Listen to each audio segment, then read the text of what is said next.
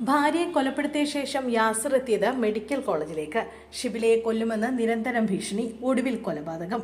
കോഴിക്കോട് ഈങ്ങാപ്പുഴയിൽ ഭാര്യയെ വെട്ടിക്കൊലപ്പെടുത്തിയ ശേഷം ഒളിവിൽ പോയ ഭർത്താവിനെ മെഡിക്കൽ കോളേജിൽ നിന്നും കസ്റ്റഡിയിലെടുത്ത പോലീസ്. യാസർ നിരന്തരം ഭീഷണിപ്പെടുത്തുമായിരുന്നുവെന്ന് വിവരം. ഷിബിലയെ കൊല്ലുമെന്ന് യാസർ നിരന്തരം ഭീഷണിപ്പെടുത്തുമായിരുന്നു. ഒരുമിച്ച് ജീവിക്കാൻ താല്പര്യമില്ലെന്നറിയിച്ചിട്ടും യാസർ തുടരെ ശല്യപ്പെടുത്തി. ഉമ്മയെ വെട്ടിക്കൊന്ന ആഷിഖ് യാസറിന്റെ സുഹൃത്താണെന്ന് അറിഞ്ഞത് ഷിബില ചോദ്യം ചെയ്തു. യാസർ ആഷിഖിന്റെ സുഹൃത്താണെന്ന് അറിഞ്ഞതോടെയാണ് ഷിബില താമരശ്ശേരി പോലീസിൽ പരാതി നൽകിയത്. ഷിബിലയുടെ പേരിൽ യാസർ പലയിടത്തായി വായ്പ എടുത്തിരുന്നു. യാസറുമായി നിയമപരമായി വേർപിരിയാൻ ഷിബില തയ്യാറെടുക്കുമ്പോഴായിരുന്നു കൊലപാതകം. കോഴിക്കോട് മെഡിക്കൽ കോളേജ് പാർക്കിംഗ് ഏരിയയിൽ നിന്നാണ് പ്രതി യാസറിനെ പോലീസ് കസ്റ്റഡിയിലെടുത്തത്. ആക്രമണത്തിനു ശേഷം സംഭവ സ്ഥലത്തു നിന്നും രക്ഷപ്പെട്ട കാറിൽ തന്നെയാണ് യാസർ മെഡിക്കൽ കോളേജിലെത്തിയത്. അപ്പോഴേക്കും പോലീസ് ഇയാളുടെ ചിത്രവും കാറിന്റെ നമ്പരും അടക്കം പ്രചരിപ്പിച്ചിരുന്നു.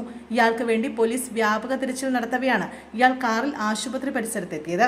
എന്നാൽ ആശുപത്രിയിലെത്തിയ ഇയാളെ നാട്ടുകാർ തിരിച്ചറിയുകയായിരുന്നു. തുടർന്ന് വിവരം പോലീസിൽ അറിയിക്കുകയും മെഡിക്കൽ കോളേജ് പോലീസ് എത്തി പ്രതിയെ കസ്റ്റഡിയിലെടുക്കുകയും ചെയ്തു.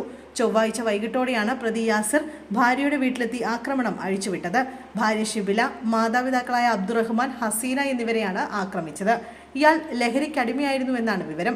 ലഹരി അകത്തു ചെന്നാൽ യാസർ ഷിബിലയെ ക്രൂരമായി മർദ്ദിക്കുമായിരുന്നു. കൊല്ലപ്പെട്ട ഷിബില ദിവസങ്ങൾക്ക് മുമ്പ് യാസറിനെതിരെ പോലീസിൽ പരാതി നൽകിയിരുന്നതായാണ് വിവരം. പ്രതി യാസർ ലഹരി ഉപയോഗിച്ച് നിരന്തരം ആക്രമിക്കാറുണ്ട് എന്നതടക്കം ചൂണ്ടിക്കാട്ടിയായിരുന്നു പരാതി നൽകിയത്. എന്നാൽ പരാതിയിൽ കാര്യമായ നടപടിയൊന്നും പോലീസിന്റെ ഭാഗത്ത് നിന്ന് ഉണ്ടായില്ലെന്നാണ് ആരോപണം.